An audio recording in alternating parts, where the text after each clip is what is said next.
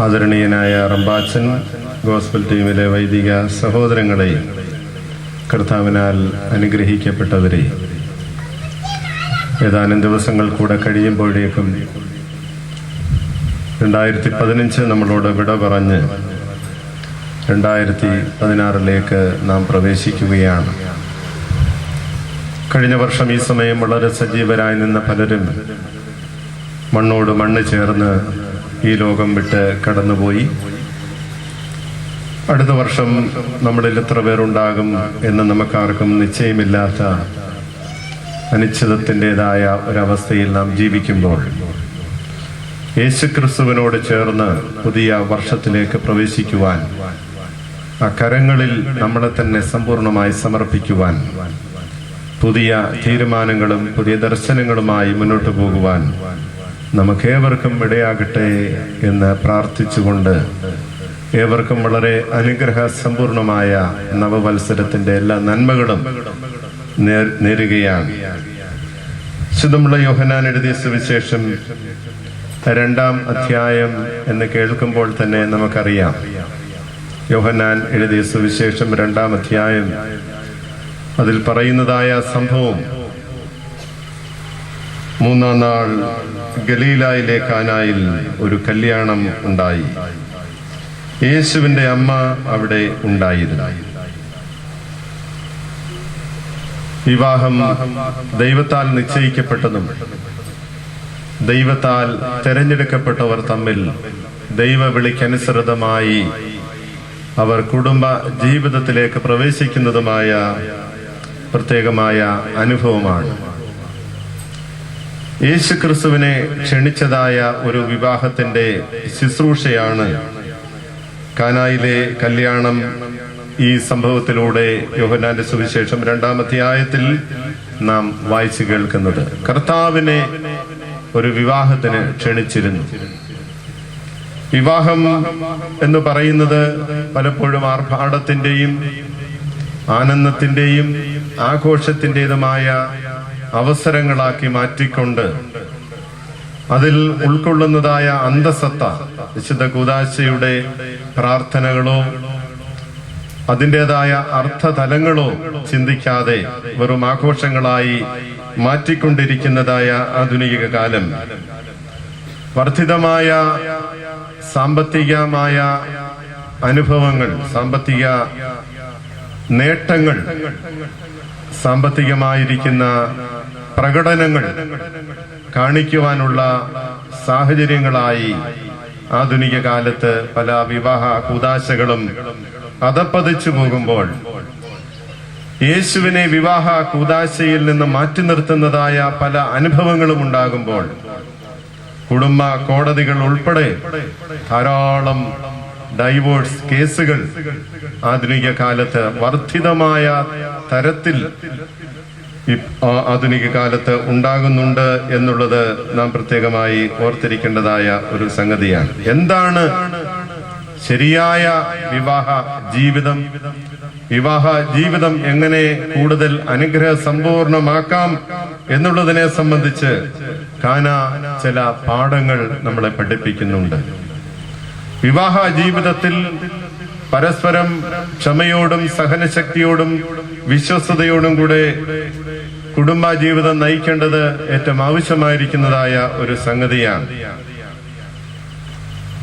വാനീന്നുടയോൻ കയ്യാൽ മകുടം ഘോഷമിറങ്ങുന്നു എന്ന് പറഞ്ഞ് പ്രധാന പുരോഹിതൻ കുരിശ് വാഴ്ത്തി വധൂവരന്മാരുടെ തലമേൽ ആവസിപ്പിക്കുമ്പോൾ അതിൽ നിന്ന് അർത്ഥമാക്കുന്നത് കുരിശിന്റെ സന്ദേശം ഉൾക്കൊണ്ടുകൊണ്ട് വേണം ഓരോരുത്തരും കുടുംബജീവിതം നയിക്കുവാൻ എന്നുള്ള സൂചനയാണ് ആ വിവാഹ കൂദാശയിൽ നമുക്ക് ദൈവം തമ്പുരാൻ നൽകുന്നത്, അല്ലെങ്കിൽ സഭയുടെ പിതാക്കന്മാർ നൽകുന്നത്. കുരിശ് എന്ന് പറയുന്നത് ഈ അടുത്ത സമയത്ത് ഞാൻ വായിക്കുകയുണ്ടായി. കുരിശ് നൽകുന്നതായ സന്ദേശം, ദ സക്സസ് ഓഫ് ഫെയിലിയർ, പരാജയപ്പെടലിന്റെ ഒരു വിജയമാണ് കുരിശ് എന്ന് പറയുന്നത്. ഭർത്താവിന്റെ മുമ്പിൽ തോക്കുന്ന ഒരു ഭാര്യയ്ക്ക്, ഭാര്യയുടെ മുമ്പിൽ തോൽക്കുന്ന ഒരു ഭർത്താവിന് അവർക്ക് മാത്രമേ ജീവിതത്തിൽ വിജയം വരിക്കുവാനായിട്ട് സാധിക്കുകയുള്ളൂ. കുരിശ് എന്ന് പറയുന്നത് ഒരു താൽക്കാലിക തോൽവിയുടെ സൂചനയാണ് നമുക്ക് നൽകുന്നത്. ഈ താൽക്കാലികമായ തോൽവി ഏതൊരു ഭാര്യയും ഏതൊരു ഭർത്താവും സ്വീകരിക്കേണ്ടതാണ് എന്നുള്ളത് ആ വിവാഹ കൂദാശ ശുശ്രൂഷയിൽ ഈ കുരിശാവസിപ്പിക്കുന്ന ആ ഒരു സന്ദർഭം അത് പ്രത്യേകമായി ആ ഒരു തരത്തിൽ നാം ഓർത്തിരിക്കേണ്ടത് ഏറ്റവും ആവശ്യമാണ്. 6-ാം നൂറ്റാണ്ടിൽ പാലസ്തീനിൽ ജീവിച്ച സെന്റ് ജോൺ മോസ്കോസ് എന്ന് പറയുന്ന പ്രശസ്തനായ ഒരു ചിന്തകനും പരിശുദ്ധനുമായ ഒരു സഭാപിതാവ് ഇങ്ങനെ രേഖപ്പെടുത്തിയിരിക്കുന്നു. ഒരു ചെറിയ ഒരു കഥയാണ്. കഥ എന്ന് പറയുമ്പോൾ അവിടെ രേഖപ്പെടുത്തിയിരിക്കുന്നത് അതൊരു സംഭവകഥ എന്ന രീതിയിൽ തന്നെയാണ്. ഒരു സന്യാസ ആശ്രമത്തിന്റെ അധിപന്റെ അടുത്ത് ഏതാനും ചില കൊള്ളക്കാര് കടന്നു വരികയാണ്. ആശ്രമത്തിൽ ഉള്ളതായ സാധന സാമഗ്രികൾ കൊള്ളയടിച്ചു കൊണ്ടുപോകുവാൻ തക്കവണ്ണം ഏതാനും ചില കൊള്ളക്കാര് ആശ്രമത്തിലേക്ക് കടന്നു വന്ന് ഈ സന്യാസിയെ പിടിച്ചു കെട്ടി ബന്ധനസ്ഥമായ അവസ്ഥയിൽ അവിടെ നിന്ന് ഉള്ളതായ സാധന സാമഗ്രികളൊക്കെ എടുത്തുകൊണ്ടു പോകുവാൻ തക്കവണ്ണം വന്നതായ സമയത്ത് ഈ സന്യാസൻ പറഞ്ഞു, സഹോദരങ്ങളെ, എന്നെ പിടിച്ചു കെട്ടേണ്ട ആവശ്യമില്ല. നിങ്ങൾക്ക് എന്തുവാണ് നിങ്ങൾക്ക് ആവശ്യം എന്ന് വെച്ചാൽ ഈ ആശ്രമത്തിൽ നിന്ന് നിങ്ങൾക്ക് എടുത്തുകൊണ്ടു പോകാം. അങ്ങനെ ഈ കൊള്ളക്കാര് ആശ്രമത്തിലുള്ളതായ അവർക്ക് വേണ്ടതായ സാധന സാമഗ്രികളൊക്കെ അവര് എടുത്ത് ഈ കൊള്ളക്കാര് വെളിയിലേക്ക് പോയി. ആ സമയത്താണ് ഈ സന്യാസൻ കാണുന്നത് ഒരു വസ്തു മാത്രം അവിടെ ഉപേക്ഷിക്കപ്പെട്ടതായ നിലയിൽ. അപ്പോ അദ്ദേഹം ചിന്തിച്ചു, ഇത് അവര് മറന്നിട്ട് പോയ വസ്തുവാണ് എന്ന് ചിന്തിച്ചിട്ട് ഈ സന്യാസൻ ഈ വസ്തു എടുത്തുകൊണ്ട് അവരുടെ പുറകെ ഓടി. മൈ ഡിയർ ചിൽഡ്രൻ, എന്റെ പ്രിയപ്പെട്ട മക്കളെ എന്ന് വിളിച്ചുകൊണ്ട് ഈ സന്യാസൻ ഈ സാധനവുമായിട്ട് ഈ കൊള്ളക്കാരുടെ പുറകെ ഓടുകയാണ്. അവര് ഒരുപാട് മുന്നോട്ട് പോയി. എന്നിട്ട് അവരോട് അടുത്ത് ചെന്നിട്ട് അവരോട് പറഞ്ഞു, നിങ്ങൾ ഈ ഒരു വസ്തു ഇവിടെ മറന്നിട്ട് പോയി. ഇത് വിലയേറിയ ഒരു വസ്തുവാണ്, അതുകൂടെ നിങ്ങൾ കൊണ്ടുപോയി കൊള്ളുക. ഈ കൊള്ളക്കാര് ഈ സന്യസ്തന്റെ മുമ്പിൽ മുട്ടുമടക്കി എന്നാണ് സെന്റ് ജോൺസ് മോസ്കോസ് രേഖപ്പെടുത്തിയിരിക്കുന്നത്. സന്യസ്തന്റെ മുമ്പിൽ മുട്ടുമടക്കിയിട്ട് അവർ ഈ സന്യസ്തന്റെ ഈ സന്യാസി ശ്രേഷ്ഠന്റെ ശിഷ്യന്മാരായി മാറി എന്ന് പലസ്തീനിൽ 6-ാം നൂറ്റാണ്ടിൽ ജീവിച്ചതായ സെന്റ് ജോൺ മോസ്കോസ് എന്ന് പറയുന്ന സഭാപിതാവ് രേഖപ്പെടുത്തിയിരിക്കുന്നു. ഈ 6 കൊള്ളക്കാരെ, കൊലയാളികളെ തന്റെ ശിഷ്യന്മാരാക്കി തീർക്കുവാൻ തക്കവണ്ണം ഈ സന്യാസി ശ്രേഷ്ഠൻ സ്വീകരിച്ചതായ വഴി എന്ന് പറയുന്നത് ക്രൂശിന്റെ വഴിയാണ്. കീഴടങ്ങലിന്റെ, സഹനത്തിന്റെ പാതയിലൂടെ ജീവിതത്തിൽ ഒരിക്കലും നന്നാകുകയില്ല എന്ന് വിചാരിച്ച ഒരു ഉപദേശവും ഒരു പ്രസംഗവും ഇത്രത്തോളം ഫലവത്താകുകയില്ല എന്നുള്ളത് തെളിയിച്ചുകൊണ്ട് അദ്ദേഹം വലിയ പ്രസംഗകനോ വലിയ ചിന്തകനോ ഒന്നുമല്ല. അദ്ദേഹം പ്രാർത്ഥനയ്ക്ക് മാത്രം കൂടുതൽ അവസരങ്ങൾ തേടി പ്രാർത്ഥനയ്ക്ക് തന്റെ ജീവിതത്തെ സമർപ്പിച്ച് ദൈവമുമ്പാകെ സമ്പൂർണമായി സമർപ്പിച്ചതായ ഒരു മനുഷ്യനാണ്. ഒരു ചെറിയ സംഭവത്തിലൂടെ സമൂഹത്തിൽ കുറ്റവാളികളായ, കൊലയാളികളായ, അധാർമിക ജീവിതം നയിച്ച 6 കൊള്ളക്കാരെ ക്രിസ്തീയ മാർഗത്തിലേക്ക് തിരിക്കുവാൻ തക്കവണ്ണം, തന്റെ ആശ്രമത്തിൽ തനിക്ക് ശിക്ഷപ്പെടുവാൻ തക്കവണ്ണം അദ്ദേഹത്തിന്റെ ഈ പ്രവർത്തനം സാധിച്ചു. കുരിശ് എന്ന് പറയുന്നത് കർത്താവിന്റെ ഒരു താൽക്കാലികമായ പരാജയപ്പെടലായിരുന്നു. അത് 3-ാം ദിവസത്തെ ഉയർപ്പിന്റെ വെന്നിക്കൊടി പാറിച്ച് അരിമർശകനായ കർത്താവ് കല്ലറയുടെ കവാടങ്ങളെ ഭേദിച്ചുകൊണ്ട് ഉദ്ധിതനായ യേശു ഈ ലോകത്തെ കീഴ്പ്പെടുത്തിയത് തന്റെ പരാജയപ്പെടലിലൂടെയാണ്. പ്രിയപ്പെട്ടവരെ, ഭാര്യയെ കീഴ്പ്പെടുത്തണമെങ്കിൽ ഭാര്യയുടെ മുമ്പിൽ തോറ്റേ മതിയാകൂ. ഭർത്താവിനെ കീഴ്പ്പെടുത്തണമെങ്കിൽ ഭർത്താവിന് മുമ്പിൽ തോറ്റേ മതിയാകൂ. ഇവിടെ സെന്റ് ജോൺസ് മോസ്കോസ് രേഖപ്പെടുത്തിയിരിക്കുന്നതായ ഈ സംഭവം വിനയപ്പെടലിലൂടെ മാത്രമല്ലാതെ ഒരു മനുഷ്യനെയും കീഴ്പ്പെടുത്തുവാൻ സാധിക്കുകയില്ല എന്നുള്ളതാണ് ഓർമ്മിപ്പിക്കുന്നതായ കാര്യം. കുടുംബജീവിതത്തെ സംബന്ധിച്ച് ഏതാനും ചില ചിന്തകർ പറയുന്നതായ ചില ചെറിയ ചിന്തകൾ ഇപ്രകാരമാണ്. സോക്രട്ടീസ് പറയുന്നൊരു വാചകമുണ്ട്: By all means marry. If you get a good wife, you will become happy. If you get a bad one, you will become a philosopher. അതായത് എല്ലാ കാര്യത്തിലും ബൈ ഓൾ മീൻസ് മാരി, നിങ്ങൾ വിവാഹിതരാകുക. നിങ്ങൾക്കൊരു നല്ല ഭാര്യയാണ് കിട്ടുന്നതെങ്കിൽ നിങ്ങൾ സന്തോഷവാന്മാരായിരിക്കും. അല്ല, നിങ്ങളുടെ ഭാര്യ മോശമാണെങ്കിൽ, അവൾ നല്ലവളല്ലെങ്കിൽ, നിങ്ങൾ ഒരു തത്വചിന്തകനായി മാറും. പലരെയും നമുക്ക് കാണാൻ സാധിക്കും, വലിയ തത്വചിന്ത ഉണ്ട് എന്ന് ഭാവിച്ച് ആരോടും മിണ്ടാതെ തലക്കനത്തോടെ നടക്കുന്നതായ ചില ആളുകൾ. ഇച്ചിരി വെയിറ്റ് ഇട്ടൊക്കെ നടക്കുക എന്നൊക്കെ പറയുന്നത് പോലെ ഓർത്തോണം, അവരുടെ ഭാര്യമാർക്ക് എന്തെങ്കിലും കുഴപ്പം കാണും. ജെയിംസ് ഡോബ്സൺ പറയുകയാണ്: Don't marry the person you think you can live with. Marry only the individual you think you cannot live without. അദ്ദേഹം പറയുന്നത്, Don't marry the person you think you can live with. നിങ്ങൾക്ക് ആരോടൊപ്പം ജീവിക്കാം എന്ന് നിങ്ങൾ ചിന്തിക്കുന്നോ, ആരോടൊപ്പം ജീവിക്കാം എന്ന് നിങ്ങൾ ചിന്തിക്കുന്നോ, ആ ആടിനെ കല്യാണം കഴിക്കരുത്. അത്ഭുതം തോന്നും നമുക്ക്. തുടർന്ന് അദ്ദേഹം പറയുകയാണ്: marry only the individual you think you cannot live without. ആരുകൂടാതെ എനിക്ക് ഈ ലോകത്തിൽ ജീവിക്കാൻ ഒക്കുകയില്ല എന്ന് നീ ചിന്തിക്കുന്ന ആളിനെയാണ് നീ വിവാഹം കഴിക്കേണ്ടത്. ജോൺ ഫ്ലോറിയോ പറയുന്നു: A good husband make A good wife. ഭർത്താവ് നല്ലവനാണെങ്കിൽ നിശ്ചയമായിട്ടും ഭാര്യ നല്ലവളായിരിക്കും. മറ്റൊരു ചിന്തകൻ പറയുന്ന ഒരു കാര്യം കൂടെ പറഞ്ഞു വിടുകയാണ്: a good marriage would be between a blind wife and a deaf husband. വിവാഹ ജീവിതം നല്ലതാകണം എന്നുണ്ടെങ്കിൽ എന്തു വേണം? ഭാര്യ കണ്ണുകുട്ടിയാകണം, ഭർത്താവ് ചെകിടനുമാകണം. ഈ രണ്ടും കൂടെ ആയാൽ വിവാഹ ജീവിതം പരമാനന്ദമാണെന്നാണ് ആ ചിന്തകൻ പറയുന്നത്. പ്രിയപ്പെട്ടവരെ, ഇതാണ് ലോകപ്രശസ്തരായ ചില ശ്രേഷ്ഠരായിരിക്കുന്ന ചില തത്വചിന്തകന്മാർ കുടുംബജീവിതത്തിലെ കുറിച്ച് പറഞ്ഞതായ ചില കാര്യങ്ങൾ. പോട്ടെ, ഞാൻ ആ ഭാഗം വിടുകയാണ്. 3-ാം നാൾ ഗലീലായിലെ കാനായിൽ ഒരു കല്യാണമുണ്ടായി. എത്ര നാളാ? എന്തിന്റെ 3-ാം നാളാ? അല്ല, ഇവിടെയുണ്ടോ? ഇത്രയും നാള് വായിച്ചിട്ട് അതൊന്ന് ആലോചിച്ചിട്ടുണ്ടോ? എന്തോന്റെ 3-ാം നാളാണ്? അതിന് മുമ്പിൽ വായിച്ചാൽ നമുക്ക് വലിയ പിടിയൊന്നും കിട്ടത്തില്ല. 3-ാം നാൾ എന്ന് പറയുന്നത് 2-3 ചിന്തകളാണ്. ഇതേക്കുറിച്ച്, ഈ 3-ാം നാളിനെ കുറിച്ച് യോഹന്നാൻ പല നമ്പറുകളൊക്കെ ഇങ്ങനെ ഇറക്കാറുണ്ട്. ഇതിന്റെ ഒടുവിലത്തെ ഭാഗത്തും വേറൊരു നമ്പർ ഇറക്കുന്നുണ്ട്. 7 എന്ന് പറയുന്ന പൂർണ്ണതയുടെ സംഖ്യ. അങ്ങനെ പല നമ്പറുകൾ യോഹന്നാൻ നമ്പറിന്, സംഖ്യകൾക്ക് പ്രാധാന്യം കൊടുക്കുന്നയാളാണ്. 3 എന്നുള്ള സംഖ്യ യോഹന്നാൻ എന്തുകൊണ്ട് പ്രയോഗിച്ചു എന്നുള്ളത് വേദപുസ്തക പണ്ഡിതന്മാർ ചർച്ച ചെയ്യുന്ന ഒരു വിഷയം തന്നെയാണ്.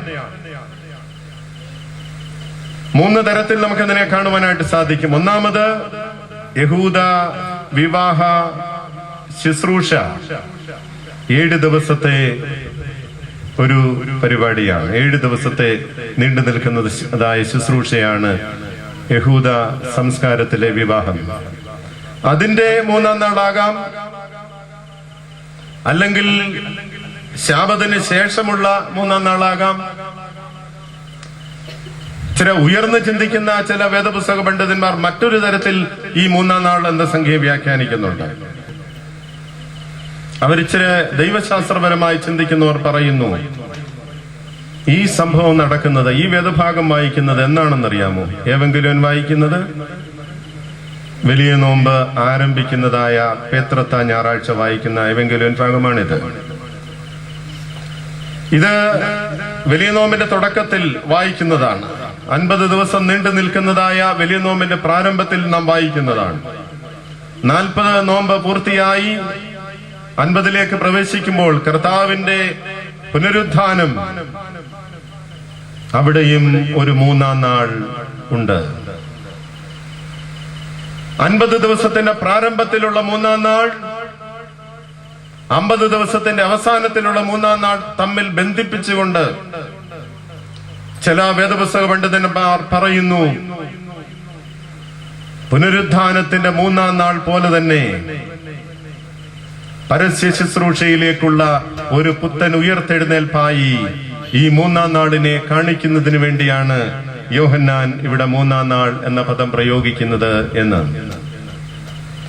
ഇതൊരു ഉയർത്തെഴുന്നേൽപ്പാണ്. ബാലനായ യേശുവിനെ ബാല്യത്തിൽ കണ്ടതിന് ശേഷം നാം പിന്നീട് കാണുന്നത് ഈ സമയത്താണ്, കാനായിലാണ്. പരസ്യ ശുശ്രൂഷയിലേക്ക് അരുമരക്ഷകനായ കർത്താവ് രംഗപ്രവേശനം ചെയ്യാൻ പോകുകയാണ്. പരസ്യ ശുശ്രൂഷയിലേക്കുള്ള ലൗകികമായ തലത്തിലുള്ള അനുഭവ തലങ്ങളിലേക്കുള്ള ഒരു ഉയർത്തെഴുന്നേൽപ്പായി, പരസ്യ ശുശ്രൂഷയുടെ പുത്തൻ ഉയർത്തെഴുന്നേൽപ്പായി യോഹന്നാൻ അതിൻ്റെതായ പ്രാധാന്യത്തിൽ ഇതിനെ അവതരിപ്പിക്കുന്നത് കൊണ്ടായിരിക്കാം പുനരുത്ഥാനത്തിന്റെ 3-ാം നാൾ പോലെ തന്നെ ഈ 3-ാം നാൾ പ്രാധാന്യമേറിയതാണ് എന്ന് കാണിക്കുന്നതിന് വേണ്ടി. അല്ലെങ്കിൽ ഈ ദിവസത്തിന് വലിയ പ്രസക്തിയൊന്നുമില്ല. ഏത് ദിവസം വിവാഹം നടന്നാലെന്താ, 3-ാം നാൾ നടന്നു.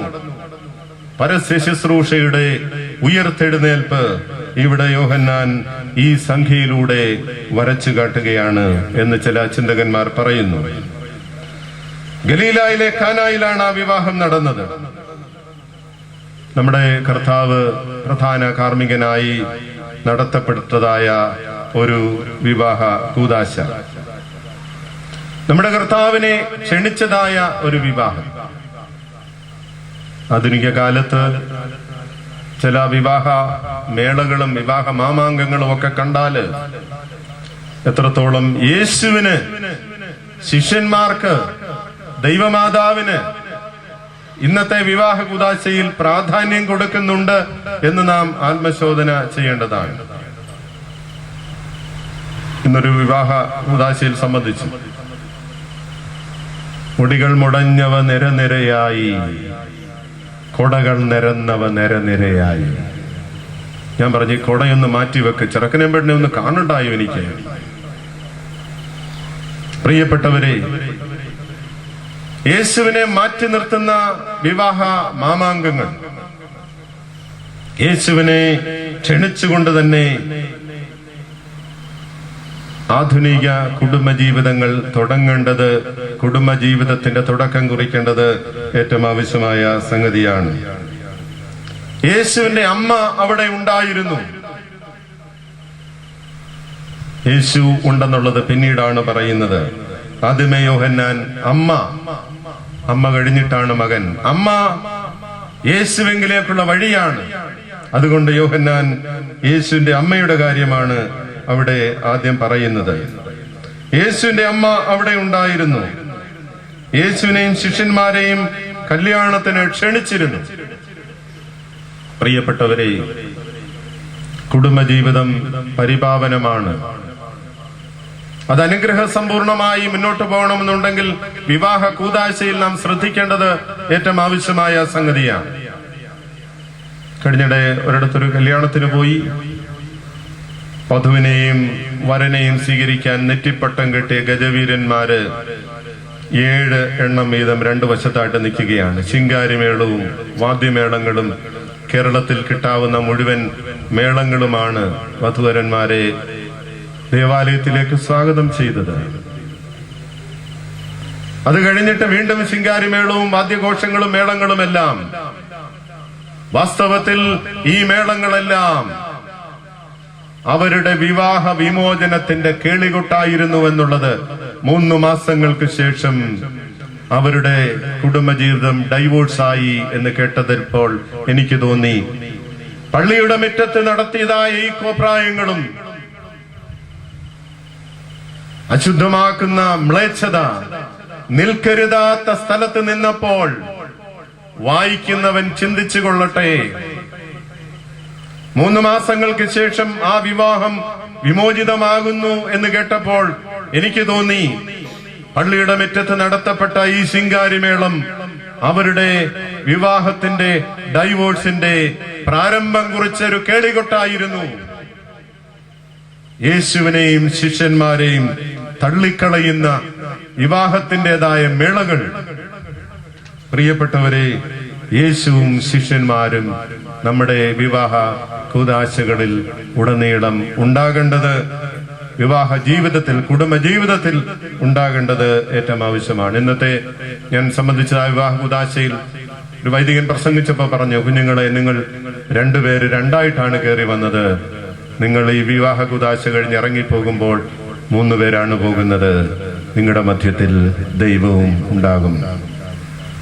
യേശുവും ശിഷ്യന്മാരും അവിടെ കല്യാണത്തിന് ക്ഷണിക്കപ്പെട്ടവരായി വന്നിരുന്നു. തുടർന്ന് ഇവിടെ പറയുകയാണ്, വീഞ്ഞ് പോരാതെ വന്നു എന്ന്. വീഞ്ഞ് പോരാതെ വരികയാൽ യേശുവിന്റെ അമ്മ അവനോട് അവർക്ക് വീഞ്ഞ് ഇല്ല എന്ന് പറഞ്ഞു. യേശുവിന്റെ അമ്മയുടെ ഇടപെടൽ അവിടെ ഉണ്ടാകുകയാണ്. അവർക്ക് വീഞ്ഞില്ല. ഇവിടെ ഒരു വൈരുദ്ധ്യം നമുക്ക് കാണുവാനായിട്ട് സാധിക്കും. ഒന്ന്, വീഞ്ഞ് പോരാതെ വന്നു എന്നുള്ളതാണ്. എബൌട്ട് ടു ഫിനിഷ് എന്ന് പറയാം. തീർന്നിട്ടില്ല, ബാലൻസ് അല്പമുണ്ട്. പക്ഷെ മാതാവ് പറഞ്ഞത് അവർക്ക് വീഞ്ഞ് ഇല്ല എന്നാ പറഞ്ഞത്. തീർത്തും അത് തീർന്നുപോയി എന്നാണ് പറയുന്നത്. യേശുദമ്പുരാൻ പറയുകയാണ്, സ്ത്രീയെ, എനിക്കും നിനക്കും ഇതിൽ എന്ത് കാര്യം? പല വേദപുസ്തകത്തിലും പലതരത്തിലാണ് ഈ വേദഭാഗത്തെ കുറിച്ച് പറയുന്നത്. എനിക്കും നിനക്കും തമ്മിൽ എന്ത് എന്ന് ചില വേദപുസ്തകങ്ങൾ നമുക്ക് കാണുവാനായിട്ട് സാധിക്കും. സുറിയാനി പണ്ഡിതനായ കണിയാമ്പറമ്പിലച്ചൻ ഇതേ സംബന്ധിച്ച് വ്യാഖ്യാനിച്ചുകൊണ്ട് അദ്ദേഹം എഴുതിയിരിക്കുന്നത്, സുറിയാനി ഭാഷയിൽ കർത്താവ് പറഞ്ഞ സുറിയാനി ഭാഷയും അതോടൊപ്പം തന്നെ കർത്താവ് പറഞ്ഞ അറമായ ഭാഷയും നമ്മുടെ ആരാധനയിൽ ഉപയോഗിക്കുന്ന സുറിയാനി ഭാഷയും സെമറ്റിക് ലാംഗ്വേജസ് ആണ്. അതാണ്ട് ഒരുപോലെ പോകുന്നത്. അത് തമ്മിൽ വലിയ വ്യത്യാസമൊന്നുമില്ല. സുറിയാനി ഭാഷയിൽ ഇവിടെ കൊടുത്തിരിക്കുന്ന, സുറിയാനി വേദപുസ്തകത്തിൽ കൊടുത്തിരിക്കുന്നത് മോ ലി ഉലേഖ് എന്നാണ്. അതായത് എനിക്കും നിനക്കും എന്ത് എന്നാണ് അവിടെ സുറിയാനി വേദപുസ്തകത്തിൽ കൊടുത്തിരിക്കുന്നത്. മൂലഭാഷയുമായി വളരെയധികം ബന്ധപ്പെട്ടിരിക്കുന്നതായ ഒരു ഭാഷയാണ് സുറിയാനി ഭാഷ. മോലി ഉലേഖ്, സ്ത്രീയെ, എനിക്കും നിനക്കും എന്ത്. എന്തുകൊണ്ടാണ് കർത്താവ് സ്ത്രീയെ എന്ന് വിളിക്കുന്നത്? ഏതാണ്ടൊരു ബഹുമാനക്കുറവ് ഇവിടെ നമുക്ക് കാണുവാനായിട്ട് സാധിക്കുമോ എന്ന് നാം ചിന്തിക്കണം. ഉൽപ്പത്തി പുസ്തകം 3-ാം അധ്യായം 15 സ്ത്രീയുടെ സന്തതി സർപ്പത്തിന്റെ തല തകർക്കും എന്ന് പറയുന്നുണ്ട്. സ്ത്രീയുടെ സന്തതി സർപ്പത്തിന്റെ തല തകർക്കും. ജന്മജന്മാന്തരങ്ങൾ കാത്തിരുന്ന ഒരു സ്ത്രീയെ കിട്ടാൻ അനേക വർഷങ്ങൾ കാത്തിരുന്നിട്ടും സർപ്പത്തിന്റെ തല തകർക്കുവാൻ തക്കവണ്ണം ഒരു സന്തതിക്ക് ജന്മം കൊടുക്കുവാനുള്ള സ്ത്രീയെ കിട്ടിയില്ല. കാരണം എന്താണ്? യേശുവിനെ ഉള്ളത്തിൽ വഹിക്കണമെങ്കിൽ ആ സ്ത്രീക്ക് വിനയമുണ്ടായിരിക്കണം. വിനയമുള്ളതായ ഒരു സ്ത്രീയെ കിട്ടാതെ വന്നപ്പോൾ ദൈവം കാത്തിരിക്കുകയാണ്. സ്ത്രീയുടെ സന്തതി സർപ്പത്തിന്റെ തല തകർക്കും എന്നുള്ളതായ പ്രവചനത്തിന്റെ പൂർത്തീകരണത്തിന് സഹസ്രാബ്ദങ്ങൾ കാത്തിരിക്കേണ്ടി വന്നു. വെളിപാട് പുസ്തകം 12-ാം അധ്യായത്തിൽ മാതാവിനെ കുറിച്ച് പറയുന്നുണ്ട്, സൂര്യനെ അണിഞ്ഞ സ്ത്രീ എന്ന്. സ്ത്രീ എന്ന് പറയുന്നത് ശക്തമായ ഒരു കഥാപാത്രമാണ്. സർപ്പത്തിന്റെ സന്തതിയുടെ തല തകർക്കുവാനുള്ള ദൈവത്തിന്റെ പുത്രന് ജന്മം കൊടുക്കണമെന്നുണ്ടെങ്കിൽ സൂര്യനെ അണിഞ്ഞ സ്ത്രീ. സൂര്യൻ എന്ന് പറയുന്നത് വളരെ ശക്തമായി പ്രകാശം ചൊരിയുന്ന ഗോളമാണ്, നമുക്കറിയാം. സൂര്യൻ ഒരു സെക്കൻഡിൽ ഉൽപ്പാദിപ്പിക്കുന്ന ഊർജമുണ്ടെങ്കിൽ ശാസ്ത്രം പറയുന്നത് 1 സെക്കൻഡിൽ സൂര്യൻ ഉൽപ്പാദിപ്പിക്കുന്ന ഊർജം 10,000 വർഷം ഈ ഭൂമണ്ഡലത്തിലെ മുഴുവൻ മാനവരാശിയും ഉപയോഗിച്ചാലും മിച്ചം വരുമെന്നാണ്. സൂര്യനെ ഒരു കൊട്ടയായി വെച്ചാൽ നമ്മുടെ ഭൂമിയെ പോലെ 10 ലക്ഷം ഭൂമി അതിനകത്ത് അടുക്കി വെക്കാമെന്നാണ്. സൂര്യൻ വരുന്നത് കൊണ്ടാണ് പച്ചിപ്പുണ്ടാകുന്നതും ജീവനുണ്ടാകുന്നതും. സൂര്യനെ ഒരു ലോക്കറ്റായി ഒരു സ്ത്രീ അണിയുക എന്ന് പറഞ്ഞാൽ ആ സ്ത്രീ ചില്ലറക്കാരിയല്ല.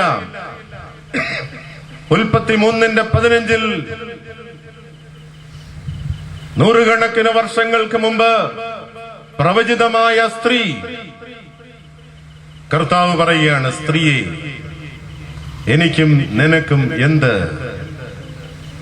സ്ത്രീ എന്ന് പറഞ്ഞുകൊണ്ട് മാതാവിന്റെ അപേക്ഷയെ തള്ളിക്കളയുവാനല്ല യേശു ഇവിടെ ശ്രമിക്കുന്നത്. Jesus Christ is introducing this woman to the world. അതായത് ഉൽപ്പത്തി 3:15 പ്രവചിച്ച സ്ത്രീയാണ് ഈ നിൽക്കുന്നത്. സമൂഹത്തിന് ഈ പദപ്രയോഗത്തിലൂടെ തന്റെ സന്തതി സർപ്പത്തിന്റെ തല തകർക്കുമെന്നുള്ളതായ പ്രവചനത്തിന്റെ പൂർത്തീകരണം ഈ സ്ത്രീയിലൂടെ നിറവേറ്റപ്പെടുവാൻ പോകുന്നു എന്ന് അരുമരക്ഷകനായ കർത്താവ് ഈ സ്ത്രീയെ ചൂണ്ടിക്കൊണ്ട് സമൂഹത്തോട് പറഞ്ഞു, സ്ത്രീയെ എനിക്കും നിനക്കും എന്ത് കാര്യം? ഉൽപ്പത്തി 3-ാം പ്രവചിച്ച സ്ത്രീയാണ് ഈ സ്ത്രീ എന്ന് പറഞ്ഞുകൊണ്ട് ഈ പദപ്രയോഗത്തിലൂടെ സമൂഹത്തിന് മുമ്പിൽ ദൈവമാതാവിനെ കർത്താവ് അവതരിപ്പിക്കുകയാണ്. വീണ്ടും സ്ത്രീ എന്നുള്ളതായ പദപ്രയോഗം കർത്താവ് കാൽവറിയിൽ ഇഞ്ചിഞ്ചായി മരിച്ചുകൊണ്ട് കിടക്കുമ്പോൾ വിളിക്കുന്നുണ്ട്, സ്ത്രീയെ ഇതാ നിന്റെ മകൻ. പ്രിയപ്പെട്ടവരെ, അമ്മ ആരാണ് എന്ന് ഈ വിളിയിലൂടെ കർത്താവ് നമുക്ക് ബോധ്യം നൽകുകയാണ്. എനിക്കും നിനക്കും എന്ത് കാര്യം? എന്റെ നാഴിക ഇതുവരെ വന്നിട്ടില്ല. അമ്മയുടെ അപേക്ഷയെ നിരസിക്കുന്ന ഒരു മകനാണോ ഈ മകൻ? അമ്മയുടെ അപേക്ഷയെ ഉപേക്ഷിക്കുന്ന ഒരു മകനാണോ ഈ മകൻ? അതുകൊണ്ടാണോ കർത്താവ് പറയുന്നത്, എന്റെ നാഴിക ഇതുവരെ വന്നിട്ടില്ല, എനിക്ക് സമയമൊന്നുമില്ല? തള്ളിക്കളയുകയാണോ? അല്ല. എന്തുകൊണ്ട് കർത്താവ് ഇവിടെ ഇങ്ങനെ പറഞ്ഞു എന്ന് നാം ചിന്തിക്കേണ്ടതാണ്. എന്റെ നാഴിക, ഏത് നാഴികയാണ്? നാഴിക ഇതുവരെ വന്നിട്ടില്ല എന്ന് പറഞ്ഞ നിങ്ങൾ ചിന്തിച്ചിട്ടുണ്ടോ? എന്താ കാര്യം അങ്ങനെ പറയാൻ? എന്തായാലും ചെയ്തു കൊടുക്കും, ഇത് പറയേണ്ട വല്ല കാര്യമുണ്ടോ? മറ്റൊരു സ്ത്രീ വന്ന് കർത്താവിന് മുമ്പിൽ അപേക്ഷിച്ചപ്പോ മക്കളെ അപ്പൊ ഇവിടുത്തെ നായ്ക്കുട്ടികൾക്ക് ഇട്ട് കൊടുക്കുന്നത് നന്നല്ല എന്ന് പറഞ്ഞ് അവിടെയും തള്ളിക്കളയുന്ന ഒരു യേശുവിനെ നമ്മൾ കാണുന്നുണ്ട്. എങ്കിൽ തന്നെയും പിന്നീട് ഈ കാര്യങ്ങളെല്ലാം ചെയ്തു കൊടുക്കുന്ന ഒരു യേശുവിനെ നാം കാണുന്നത്. മുട്ടിപ്പായി പ്രാർത്ഥിക്കുമ്പോൾ ഫലം തരാതെ പോകുകയില്ല നമ്മുടെ കർത്താവ്. പ്രിയപ്പെട്ടവരെ, അമ്മയുടെ അപേക്ഷയെ കർത്താവ് ഉപേക്ഷിക്കുകയായിരുന്നില്ല. വളരെ പ്രസക്തമായി കർത്താവ് പറയുകയാണ്, സമയം വന്നിട്ടില്ല. ഞാൻ ആദ്യമേ പറഞ്ഞു, യഥാർത്ഥത്തിൽ സംഭവിച്ചത് എന്താ? വീഞ്ഞ് പോരാതെ വന്നു. About to finish. മാതാവ് പറഞ്ഞതെന്താ? വീഞ്ഞ് തീർന്നു. Jesus Christ was waiting for the complete stop of the old wine. പഴയ വീഞ്ഞിന്റെ അവസാന തുള്ളിയും തീരുവാൻ കർത്താവ് കാത്തിരുന്നു. അതാണ് വേദപുസ്തക ചിന്തകന്മാർ പറയുന്നത്, യേശു ക്രിസ്തു പഴയ വീഞ്ഞ് തീരാൻ വേണ്ടി കാത്തിരിക്കുകയായിരുന്നു. എന്റെ നാഴിക ഇതുവരെ വന്നിട്ടില്ല, അങ്ങനെ ഒരു വ്യാഖ്യാനം ഇതും ചർച്ചാ വിഷയമാണ് വേദപുസ്തക പണ്ഡിതന്മാരുടെ ഇടയിൽ. മറ്റു പണ്ഡിതന്മാര് ഈ വേദഭാവത്തെ കുറിച്ച് പറയുന്നത്, പരസ്യ ശുശ്രൂഷയിലേക്ക് പ്രവേശിച്ചിട്ടില്ല, പ്രവർത്തനങ്ങൾ തുടങ്ങാൻ സമയമായിട്ടില്ല. നമ്മുടെ ജീവിതവുമായി ബന്ധിപ്പിച്ച് ചിന്തിച്ചു കഴിഞ്ഞാൽ പഴയ വീഞ്ഞ് അവസാനിക്കുന്നിടത്താണ് യേശു പ്രവർത്തിക്കുവാൻ ആരംഭിക്കുന്നത്. പഴയ വീഞ്ഞ് തീരണം. പഴയ വീഞ്ഞ് തീരാതെ യേശുവിന് പ്രവർത്തിക്കുവാൻ കഴിയില്ല. തന്റെ സ്വന്തം നാട്ടിൽ യേശുവിന് ഒന്നും ചെയ്യാൻ കഴിഞ്ഞില്ല. പ്രിയപ്പെട്ടവരെ, സർവശക്തനും സർവാധിപതിയുമായ യേശു തമ്പുരാന് ചില കാര്യങ്ങൾ പ്രവർത്തിക്കാൻ ഒക്കാതെ പോകുന്നു. Nothing is impossible for God എന്നൊക്കെ നമ്മൾ ഭംഗിവാക്കുകൾ പറയും. പക്ഷേ യേശുവിന് പ്രവർത്തിക്കാൻ ഒക്കാത്ത ചില മേഖലകളുണ്ട്. നിന്റെ ജീവിതത്തിൽ പഴയ വീഞ്ഞ് നിലനിൽക്കുന്നു എങ്കിൽ യേശുവിന് പ്രവർത്തിക്കാൻ കഴിയില്ല. നിന്റെ ജീവിതത്തിൽ യേശു ഇടപെടണമെന്നുണ്ടെങ്കിൽ നിന്റെ ജീവിതത്തിൽ മാറ്റമുണ്ടാകണം. കഴിഞ്ഞ ആഴ്ച നമ്മള് ക്രിസ്മസിന് ഒക്കെയും ഏവെങ്കിലും വായിച്ചു കേൾക്കുകയുണ്ടായി. യേശുവിനെ അന്വേഷിക്കുന്ന 2 കൂട്ടം ആളുകളെ നമുക്ക് കാണാം അവിടെ. യേശു എവിടെ ജനിച്ചുവെന്ന് കൂലങ്കഷമായി അന്വേഷിക്കുന്ന 2 പേർ ആരൊക്കെയാണെന്നറിയാം? വിദ്വാൻമാർ ഒരു ഗ്രൂപ്പ്. യേശു എവിടെയാണ് ജനിച്ചത് എന്ന് അന്വേഷിക്കുകയാണ്. ഹെറോദേസിന്റെ കൊട്ടാരത്തിൽ വരെ. ഹെറോദേസ് അവരോട് പറയുന്നു, അവൻ ജനിച്ച സമയം ഏതാണ്, അവൻ എവിടെയാ ജനിച്ചത്? അപ്പോൾ വിദ്വാൻമാര് പറഞ്ഞു, ഞങ്ങൾ അവനെ നമസ്കരിക്കാൻ പോകുന്നു. ഹെറോദേസ് പറഞ്ഞു, നിങ്ങൾ അവനെ നമസ്കരിച്ചിട്ട് ഇതിലെ വരണം, എനിക്കും അവനെ വന്ദിക്കണം. വിദ്വാൻമാർ യേശുവിനെ അന്വേഷിക്കുന്നു, ഹെറോദേസ് യേശുവിനെ അന്വേഷിക്കുന്നു. 2 പേരും യേശുവിനെ അന്വേഷിക്കുന്നു. വിദ്വാൻമാർ യേശുവിനെ അന്വേഷിക്കുന്നത് വന്ദിക്കാൻ വേണ്ടിയാണെങ്കിൽ ഹെറോദേസ് യേശുവിനെ അന്വേഷിക്കുന്നത് നിന്ദിക്കാൻ വേണ്ടിയാണ്. ഇന്ന് യേശുവിനെ അന്വേഷിച്ച് പലരും നെട്ടോട്ടമോടുകയാണ്. സ്ഥാപിതവും സ്വാർത്ഥപരവുമായ താല്പര്യങ്ങളെല്ലാം സംരക്ഷിക്കുന്നതിന് വേണ്ടി ഹെറോദേസ് യേശുവിനെ അന്വേഷിക്കുകയാണ്. ഇന്നലെ ഡിസംബർ 27, 2000 വർഷങ്ങൾക്ക് മുമ്പ് 2 വയസ്സിൽ താഴെ പ്രായമുള്ള 100 കണക്കിന് ആൺകുട്ടികളുടെ ചോര ഒരു നദി പോലെ ഒഴുകിയ ദിനം. മാതാക്കളുടെ മാറിൽ ചാരിക്കിടന്നുറങ്ങിയ കുഞ്ഞുങ്ങളെ പടയാളികൾ ബലപ്രയോഗത്തോടെ കരങ്ങളിൽ തൂക്കിയെടുത്ത് അവരുടെ ഇളം മേനിയിലൂടെ കത്തി കുത്തിയിറക്കിയ ചോരപ്പുഴ ഒഴുക്കിയ ദിനം. അമ്മമാരുടെ വിലാപങ്ങൾ പ്രപഞ്ചത്തെ പ്രകമ്പനം കൊള്ളിച്ച ദിനം. പ്രിയപ്പെട്ടവരെ, ഹെറോദേസിന്റെ തനിനിറം അവിടെ വ്യക്തമായി. യേശുവിനെ അന്വേഷിക്കുന്നത് എന്തിനു വേണ്ടിയാണ്? സ്ഥാപിതവും സ്വാർത്ഥപരവുമായ താല്പര്യങ്ങൾ സംരക്ഷിക്കാൻ വേണ്ടിയാണോ നീ ദേവാലയത്തിൽ പോകുന്നത്?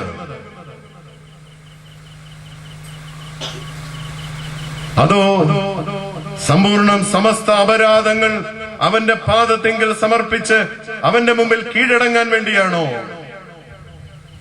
എന്റെ സ്ഥാപിതവും എന്റെ സ്വാർത്ഥപരവുമായ താല്പര്യങ്ങൾ എല്ലാം നിഗ്രഹിച്ചുകൊണ്ട് യേശുവിന്റെ കാൽക്കൽ തൊട്ട് വണങ്ങുന്നതിന് വേണ്ടിയാണോ നീ പോകുന്നത്? പരിശുദ്ധനായ പരമന തിരുമേനി പറഞ്ഞൊരു വാചകമുണ്ട്. തിരുമേനി പറഞ്ഞു, ദേവാലയത്തിൽ നീ ആരാധിക്കാൻ പോകുമ്പോൾ നിന്റെ വിനയം ശോഭിതമായിരിക്കണം. ഇന്ന് വിവാഹ കൂദാശയ്ക്കൊക്കെ ഓരോ വേഷമൊക്കെ ഇട്ടുകൊണ്ട് ഇങ്ങോട്ട് വരുന്ന കണ്ടു കഴിഞ്ഞാല് എന്താ ശോഭിതമാകുന്നത്? പല കാര്യങ്ങളും ശോഭിതമാക്കിക്കൊണ്ടാണ് ഇങ്ങോട്ട് കയറി വരുന്നത്. പ്രിയപ്പെട്ടവരെ, യേശുവിനെ ആരാധിക്കുവാൻ വേണ്ടി അന്വേഷിക്കുന്നതായ ഒരു അനുഭവം പ്രിയപ്പെട്ടവരെ നമുക്ക് ഉണ്ടാകേണ്ടത് വളരെ ആവശ്യമാണ്. മാറ്റമുണ്ടാകണം. ഹെറോദോസ് അവരോട് പറഞ്ഞു വിട്ടു, യേശുവിനെ കണ്ടാൽ തിരികെ ഇവിടെ വരണം. അവർ മറുവഴിയായി കടന്നുപോയി. എനിക്ക് തോന്നി ക്രിസ്മസിന് നാം കേൾക്കേണ്ടതായ ഏറ്റവും ശ്രേഷ്ഠമായ സന്ദേശം, നാം ആരാധിക്കാൻ പോകുന്നു, ഇവിടെ ഈ പന്തലിലേക്ക് കടന്നു വന്നിരിക്കുന്നു. പക്ഷേ തിരിച്ചു പോകുന്നത് മറുവഴി തേടിയായിരിക്കണം. നീ ഇത്രയും നാൾ നടന്നത് സ്വാർത്ഥതയുടെ വഴിയായിരിക്കാം, അഹങ്കാരത്തിന്റെ വഴിയായിരിക്കാം, സ്ഥാപിത താല്പര്യങ്ങളുടെ വഴിയായിരിക്കാം. പക്ഷേ നീ ഇവിടുന്ന് പോകേണ്ടത് മറ്റൊരു വഴിയാണ്. ഹെറോദേസിന്റെ വഴിയെ നീ പോകരുത്. ഹെറോദേസിന്റെ വഴി സ്വാർത്ഥതയുടെ വഴിയാണ്, കൊലപാതകത്തിന്റെ വഴിയാണ്, ചതിവിന്റെ വഴിയാണ്, വഞ്ചനയുടെ വഴിയാണ്. ഹെറോദേസിന്റെ വഴിയെ നീ പോകരുത്. നീ പോകണം വിദ്വാൻമാരുടെ വഴിയെ പോകണം. സമസ്ത അപരാധങ്ങളും അവിടുത്തെ മുമ്പാകെ സമർപ്പിച്ച് സമ്പൂർണമായി അവന്റെ കരങ്ങളിലേക്ക് സമർപ്പിച്ച് 2016 ഒരു മറുപടി തേടേണ്ടതായ സമൂഹമാണ് ക്രൈസ്തവ സമൂഹം. പ്രിയപ്പെട്ടവരെ, ഈ മറുപടി തേടുമ്പോൾ യേശു നമ്മുടെ ജീവിതത്തിൽ ഇടപെടും. മദ്യത്തിന്റെയും മയക്കുമരുന്നിന്റേതുമായ അനുഭവങ്ങൾ പ്രിയപ്പെട്ടവരെ നമ്മുടെ ജീവിതത്തിൽ ഉണ്ടാകുവാനായിട്ട് പാടില്ല. Jesus Christ was waiting for the complete stop of the old wine. പഴയ വീഞ്ഞ് മാറണം. പലപ്പോഴും പലരും പറയാറുണ്ട്, കർത്താവ് നല്ല മൂത്ത കള്ളാണ് ഉണ്ടാക്കി കൊടുത്തത്. ഈ വെള്ളം അടിക്കുന്നവരൊക്കെ പറയും. അതുകൊണ്ട് ഇച്ചിരി അടിച്ചാൽ എന്താ കുഴപ്പമെന്നൊക്കെ ചോദിക്കും. കർത്താവ് ഉണ്ടാക്കിയത് ഇതല്ല, ഇത് തീരാനാണ്. എന്റെ നാഴിക ഇതുവരെ വന്നിട്ടില്ല എന്ന് കർത്താവ് പറഞ്ഞത്. ഓൾഡ് വൈൻ അത് നിന്റെ ജീവിതത്തിൽ മറിയേ മതിയാകുള്ളൂ. അതുകൊണ്ട് ഈ മദ്യപാനം നടത്തുന്നവര് മാത്രമല്ല പാപികള്. മദ്യത്തെ പോലെ തന്നെ സ്വാർത്ഥതയും അഹന്തയും വായിന്ന് വേണ്ടാത്ത സംസാരങ്ങൾ വരുത്തുന്നതൊക്കെ മദ്യപാനത്തെക്കാൾ തെറ്റാ. ഈ ലോകത്തിന്റെ മദ്യമല്ല കർത്താവ് ഉണ്ടാക്കിയത്. അത് തീരാൻ, അത് മാറാൻ കർത്താവ് നിന്റെ ജീവിതത്തിൽ, അത് മാറാതെ നിന്റെ ജീവിതത്തിൽ ഇടപെടുകയില്ല. എന്റെ നാഴിക ഇതുവരെ വന്നിട്ടില്ല, അമ്മ പറഞ്ഞാലും പ്രയോജനമില്ലെന്നാണ്. നീ നന്നാകാതെ, നിന്റെ ജീവിതത്തിലെ ഈ പഴയ വീഞ്ഞ് മാറാതെ ആര് പറഞ്ഞാലും പ്രയോജനമുണ്ടാകുകയില്ല. യേശു ക്രിസ്തു കാത്തിരുന്ന എന്തിനു വേണ്ടിയാ? പഴയ വീഞ്ഞ് തീരാൻ വേണ്ടി കാത്തിരുന്നു. അവിടെ അമ്മയുടെ ഇടപെടൽ അവിടെ വീണ്ടും സജീവമാകുകയാണ്. പിതാക്കന്മാരുടെ ഇടപെടൽ, പിതാക്കന്മാരുടെ മധ്യസ്ഥത നമ്മുടെ ജീവിതത്തിൽ ഉണ്ടാകണം. പരിശുദ്ധനായ പരിമല തിരുമേനിയുടെ കബറിങ്കിലേക്ക് ലക്ഷക്കണക്കിന് ആളുകളാണ് പദയാത്രയായി കടന്നു വരുന്നത്. തിരുമേനി പറയുന്നതായ ആ സദ്വചനങ്ങൾ ഈ ലക്ഷക്കണക്കിന് ആളുകളിൽ എത്ര പേര് സ്വീകരിക്കുന്നുണ്ട് എന്നുള്ളത് ആത്മശോധന ചെയ്യണം. തിരുമേനിയുടെ കബറിങ്കിൽ നിന്ന് നമുക്ക് കാര്യങ്ങൾ സാധിക്കണം. പക്ഷെ തിരുമേനി നോമ്പിന്റെയും പ്രാർത്ഥനയുടെയും ദണ്ഡ നമസ്കാരങ്ങളുടെയും ജീവിത പാഠങ്ങൾ നമ്മളെ പഠിപ്പിച്ചിട്ടുണ്ട്. ആ നോമ്പിന്റെയും നമസ്കാരത്തിന്റേതുമായ ജീവിത പാഠങ്ങൾ മധ്യസ്ഥന്മാരും ദൈവമാതാവും ഒക്കെ ഈ പാഠങ്ങൾ നമ്മളെ പഠിപ്പിക്കുമ്പോൾ, അത് നമ്മുടെ ജീവിതത്തിൽ അനുവർത്തിക്കുമ്പോൾ കർത്താവിന്റെ ഇടപെടൽ നമ്മുടെ ജീവിതത്തിൽ സജീവമാകും എന്നുള്ളതിന് യാതൊരു സംശയമില്ല. മറുവഴിയായി പോകണം, പഴയ വീഞ്ഞ് തീരണം, എങ്കിലേ യേശുവിന് ഇടപെടാൻ സാധിക്കുകയുള്ളൂ. യേശു ഉണ്ടാക്കിയത് ആധുനിക മദ്യമല്ല. യേശു ഉണ്ടാക്കിയത് ഇന്ന് കിട്ടുന്നതായ മദ്യമല്ല. ഇന്നത്തെ മദ്യം അല്ലെങ്കിൽ പഴയ വീഞ്ഞ് എന്ന് പറയുന്നത് കർത്താവിനറിയാം. വീഞ്ഞ് പോരാതെ വന്നപ്പോൾ ആ വീടിന്റെ അവസ്ഥ എന്തായി തീർന്നു? പ്രമിയോൻ സദറായിൽ എഴുതി വച്ചിരിക്കുന്നു,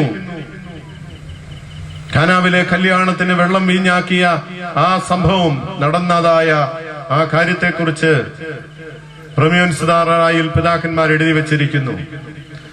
വിരുന്ന് ഭവനം വിലാപ ഭവനമായി മാറി, ആഹ്ലാദചിത്തരായവർ വിലാപഗീതങ്ങൾ ഏറ്റുപാടി. വിരുന്നു ഭവനത്തെ വിലാപ ഭവനമാക്കി മാറ്റുന്ന ആധുനിക മദ്യം അവസാനിക്കണം.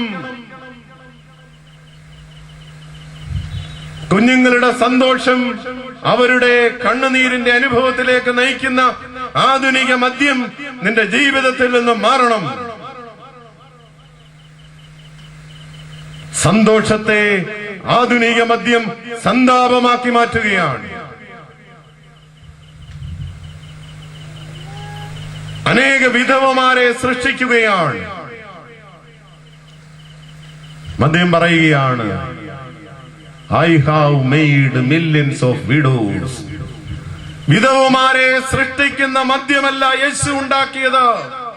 അത് തീരാൻ യേശു കാത്തിരുന്നു.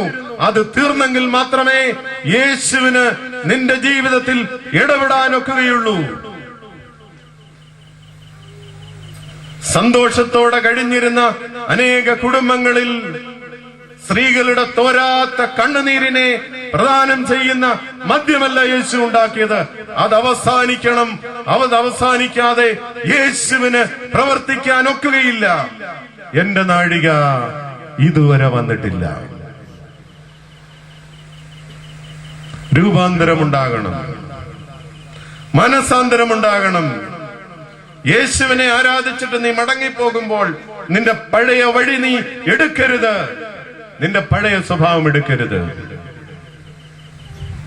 അനേക കുഞ്ഞുങ്ങളുടെ രക്തം നദി പോലെ ഒഴുക്കിയ ഹെറോദേസ് അവനും യേശുവിനെ അന്വേഷിച്ചവനാണ്.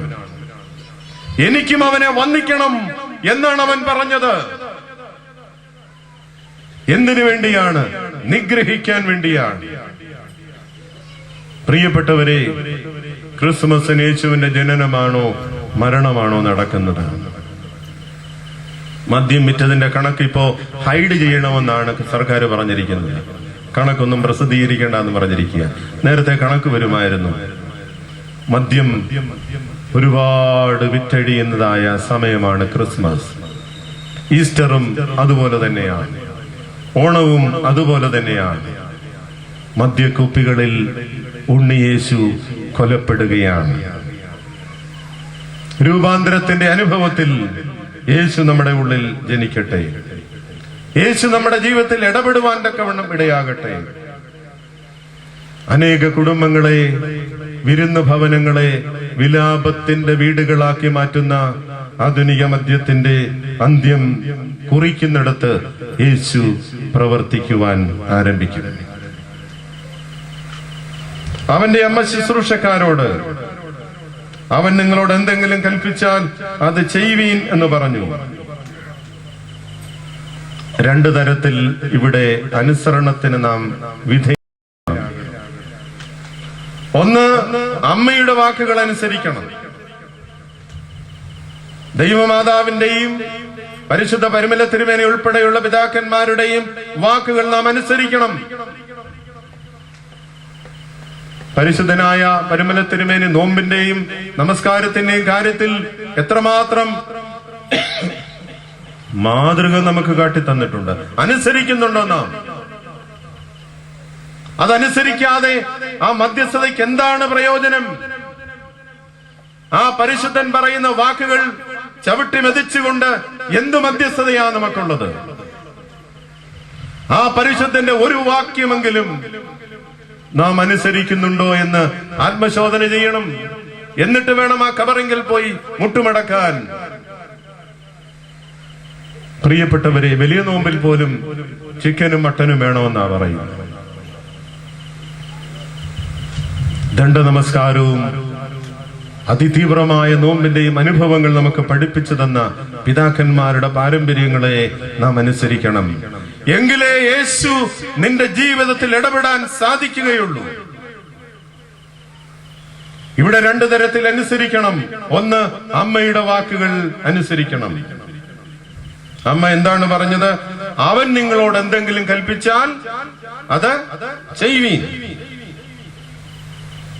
അമ്മ ലക്ഷ്യമല്ല, അമ്മ മാർഗമാണ്. നമ്മുടെ മാർഗം ആത്യന്തികമായി ദൈവമാണ്, യേശുക്രിസ്തുവാണ്. പിതാക്കന്മാരും പരിശുദ്ധന്മാരും ദൈവമാതാവും എല്ലാം വിരൽ ചൂണ്ടുകയാണ്. ഇവർ ഓടി നിലവിളിച്ചുകൊണ്ട് അമ്മയുടെ അടുത്ത് ചെന്നു. നമ്മുടെയൊക്കെ പരിമല കബറങ്കിൽ തിരുമേനി സഹായിക്കണം, ഞങ്ങളുടെ രോഗികളെ സൗഖ്യമാക്കണം, അവിടെ മധ്യസ്ഥത അണയ്ക്കണമെന്നൊക്കെ പറയുന്നത് പോലെ ഇവരും ഓടി ചെല്ലുകയാ ആദ്യ അമ്മയുടെ അടുത്ത്. സഭയുടെ പാരമ്പര്യമാണ് പരിശുദ്ധന്മാരുടെ മധ്യസ്ഥയിൽ അഭയം തേടുക. അമ്മ പറഞ്ഞു, ഞാനല്ല നിങ്ങളെ രക്ഷിക്കുന്നത്, ദേ അങ്ങോട്ട് നോക്ക, എന്റെ പുത്രൻ യേശുക്രിസ്തു, അവന് മാത്രമേ നിങ്ങളെ രക്ഷിക്കാൻ സാധിക്കുകയുള്ളൂ. അമ്മ പറഞ്ഞു, അവൻ നിങ്ങളോട് എന്തെങ്കിലും കൽപ്പിച്ചാൽ അത് ചെയ്യുവീൻ. ഒന്നാമത്, പിതാക്കന്മാരുടെ വാക്കുകൾ നാം അനുസരിക്കണം. അവര് പറയുന്നതെല്ലാം എന്താണ്? യേശുവിന്റെ വചനങ്ങളാണ്. യേശു പറയുന്നത് അനുസരിക്കണം എന്നാണ് പരിമല തിരുമേനി ഉൾപ്പെടെയുള്ള പിതാക്കന്മാർ നമ്മളെ പഠിപ്പിച്ചിരിക്കുന്നത്. അമ്മ പറഞ്ഞു, അവൻ പറയുന്നത് അനുസരിക്കണം. രണ്ടാമത്, പുത്രന്റെ വാക്കുകൾ നാം കേൾക്കുകയും അനുസരിക്കുകയും ചെയ്യണം. എങ്കിൽ മാത്രമേ നമ്മുടെ ജീവിതത്തില് യേശുവിന്റെ ഇടപെടൽ ഉണ്ടാകുവാൻ തക്കവണ്ണം അത് പര്യാപ്തമാകുകയുള്ളൂ. പിതാക്കന്മാരും പരിശുദ്ധന്മാരുമെല്ലാം വഴികളാണെന്നുള്ളതും നാം ഓർക്കണം. അവിടെ യഹൂദന്മാരുടെ ശുദ്ധീകരണ നിയമം അനുസരിച്ച് 2-3 പറവീതം കൊള്ളുന്ന 6 കൽപാത്രം ഉണ്ടായിരുന്നു. എത്ര കൽപാത്രമാ? 6 കൽപാത്രം ഉണ്ടായിരുന്നു. 3 എന്ന് പറഞ്ഞു തുടങ്ങി അവസാനത്തിലേക്ക് വീണ്ടും 6ലേക്ക് വരികയാണ്. ഈ കൽപാത്രത്തിന്റെ സംഖ്യയ്ക്ക് വലിയ പ്രാധാന്യം കൊടുക്കേണ്ട കാര്യമൊന്നുമില്ല. പക്ഷെ യോഹന്നാൻ 6 എന്ന് പറയുമ്പോൾ അതിന്റെ അർത്ഥം എപ്പോഴും പൂർണ്ണതയുടെ സംഖ്യ 7 ആണ്. 6 എന്ന സംഖ്യയ്ക്ക് വീണ്ടും യോഹന്നാൻ അടിവരയിട്ട് പറയുന്നത്, ചില ചിന്തകന്മാർ പറയുന്നത്, യഹൂദ ശുദ്ധീകരണ നിയമങ്ങളുടെ അപൂർണതയെ സൂചിപ്പിക്കുവാൻ വേണ്ടിയാണ് 7-1 6 എന്ന് പറഞ്ഞുകൊണ്ട് യോഹന്നാൻ 6 കൽഭരണിയെ ഉണ്ടായിരുന്നുള്ളൂ എന്ന സംഖ്യ അവിടെ എടുത്തു പറയുന്നത് എന്ന് വേദപുസ്തക പണ്ഡിതന്മാർ പറയുന്നുണ്ട്. യഹൂദ ശുദ്ധീകരണ നിയമത്തിന്റെ അപൂർണതയാണ് അവിടെ സൂചിപ്പിക്കുന്നത്. യേശു അവരോട് ഈ കൽപാത്രങ്ങളിൽ വെള്ളം നിറയ്ക്കുവീൻ എന്ന് പറഞ്ഞു. അവർ വക്കോളവും നിറച്ചു. ഈ കൽപാത്രങ്ങളിൽ വെള്ളം നിറയ്ക്കുവീൻ, അവർ വക്കോളവും നിറച്ചു. പ്രിയപ്പെട്ടവരെ, വക്കോളം നിറയപ്പെടുന്നതായ ഒരു ആത്മീയത നമുക്കുണ്ടാകണം. വലിയ നോമ്പ് വരുമ്പോ ചില പറയും, അതിന്റെ ആദ്യത്തെ ഒരാഴ്ച നോക്കിയാൽ മതി, പിന്നെ അവസാനത്തെ ആഴ്ച നോക്കിയാൽ മതി. സമ്പൂർണതയാണ് യേശു തമ്പുരാൻ ആഗ്രഹിക്കുന്നത്. വക്കോളം നിറയുന്ന ആത്മാർത്ഥതയുണ്ടാകണം, അതിനകത്ത് കലർപ്പുണ്ടാകരുത്. വക്കോളം നിറയുന്ന ആത്മാർത്ഥതയുണ്ടാകണം, യാതൊരു കലർപ്പും ഉണ്ടാകരുത്. യേശുവിന് അത് നിർബന്ധമായിരുന്നു. നിന്റെ വിശ്വാസം, നിന്റെ സ്നേഹം, ഇതെല്ലാം പൂർണ്ണമായിരിക്കണം. അതിൽ മറ്റൊരു കലർപ്പും ഉണ്ടാകരുത്. യേശു തമ്പുരാൻ അവിടെ പഴയ വീഞ്ഞ് ഇതിൽ കലരാനുള്ള അവസാന സാധ്യതയും ഇല്ലാതെയാക്കുകയാണ്. എല്ലാം പുതുതായിരിക്കണം. കണക്ക് കുറച്ച് അറിയാവുന്നവരെ പഠിപ്പിക്കാൻ വലിയ പാടാണെന്നാണ് അധ്യാപകർ പറയുന്നത്. ഒട്ടും അറിയാത്തവരെ പഠിപ്പിക്കാൻ എളുപ്പമാണ്, അല്പം അറിയാവുന്നവരെ പഠിപ്പിക്കാൻ പ്രയാസമാണ്. പ്രിയപ്പെട്ടവരെ, വക്കോളം നിറയുന്ന ആത്മീയത, ആധ്യാത്മികത, വക്കോളം നിറയുന്ന സ്നേഹം നമ്മുടെ ജീവിതത്തിൽ ഉണ്ടാകുമ്പോഴാണ് ഇതിന് രൂപാന്തരം ഉണ്ടാകുന്നത്.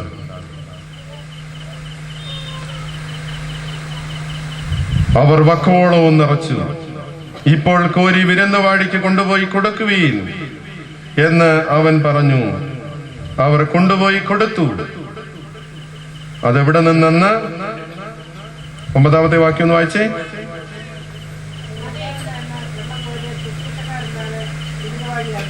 അത് എവിടെ നിന്ന് എന്ന് വെള്ളം കോരിയ ശുശ്രൂഷക്കാരല്ലാതെ വിരുന്നുവാഴി അറിഞ്ഞില്ല. വിരുന്നുവാഴി അറിഞ്ഞില്ല. കഴിഞ്ഞിട്ട് ഞാനൊരു അമ്മച്ചിയെ, രോഗാവസ്ഥയിൽ കഴിയുന്ന ഒരു അമ്മച്ചിയെ സന്ദർശിക്കാൻ പോയി. 80 അടുത്ത പ്രായം, ഷുഗർ കൂടി ഒരു കാലം മുറിക്കപ്പെട്ടതായ അവസ്ഥയിൽ അവർ കട്ടിലിൽ കിടക്കുകയാണ്.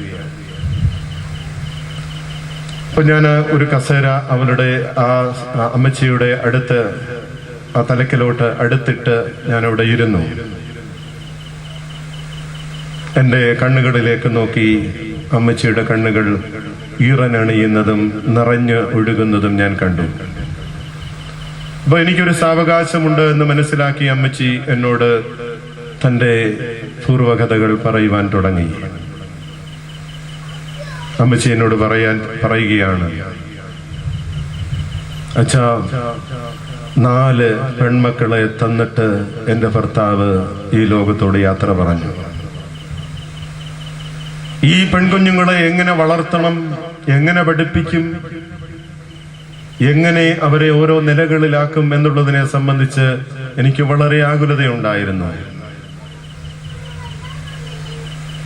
ഇപ്പോൾ ഞാൻ തിരിഞ്ഞു നോക്കുമ്പോൾ എന്റെ കുഞ്ഞുങ്ങളെല്ലാം നല്ല നല്ല നിലകളിൽ ഇന്ന് സുഖമായി കഴിയുകയാണ്. പക്ഷെ എനിക്കറിയില്ല അച്ഛാ ഇതെങ്ങനെ സംഭവിച്ചു എന്ന്. എന്റെ കുഞ്ഞുങ്ങളെ എങ്ങനെ വളർത്തി, എങ്ങനെ കെട്ടിച്ചു, അവരിപ്പോൾ നല്ല നല്ല നിലകളിൽ അവരെങ്ങനെ എത്തി എന്ന് എനിക്കറിയില്ല.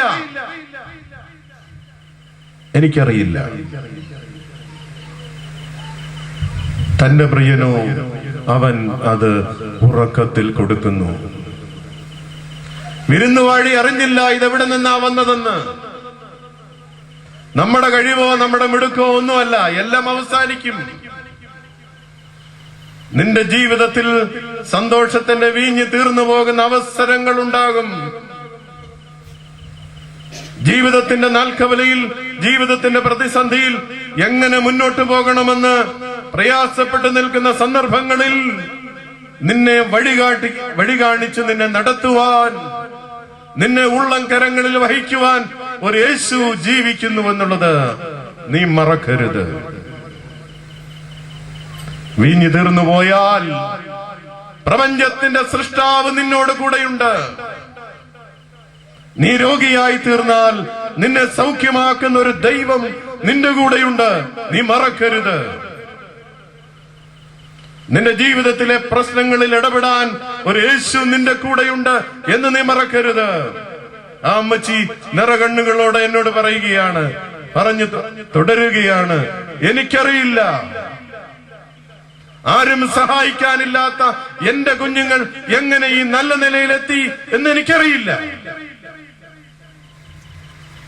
അത്ഭുതകരമായി ദൈവം നമ്മളെ നടത്തുന്നു, അതിശയകരമായി ദൈവം നമ്മളെ പരിപാലിക്കുന്നു എന്നുള്ളത് നാം ഏവരും ഓർത്തിരിക്കണം. ദൈവകരങ്ങളിൽ നമ്മളെ തന്നെ സമ്പൂർണമായി സമർപ്പിക്കണം. ഇപ്പോൾ കോരി വിരുന്നുവാഴിക്ക് കൊണ്ടുപോയി കൊടുക്കുവീൻ എന്നവൻ പറഞ്ഞു. അവർ കൊണ്ടുപോയി കൊടുത്തു. അതെവിടെ നിന്നെന്ന് വെള്ളം കോരിയ ശുശ്രൂഷക്കാരല്ലാതെ വിരുന്നുവാഴി അറിഞ്ഞില്ല. വീഞ്ഞായി തീർന്ന വെള്ളം വിരുന്നുവാഴി രുചിച്ചു നോക്കിയപ്പോൾ മണവാളനെ വിളിച്ചു. എല്ലാവരും ആദ്യം നല്ല വീഞ്ഞും കുടിച്ച് തൃപ്തിയായ ശേഷം ഇളപ്പമായതും കൊടുക്കാറുണ്ട്.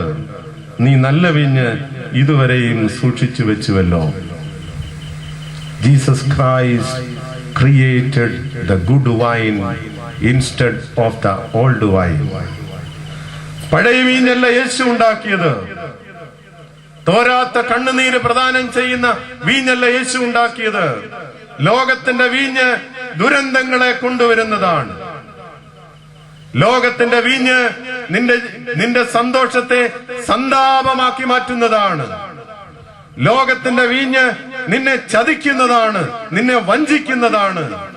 ലോകത്തിന്റെ വീഞ്ഞ് പാലം വലിക്കുന്ന വീഞ്ഞാണ്.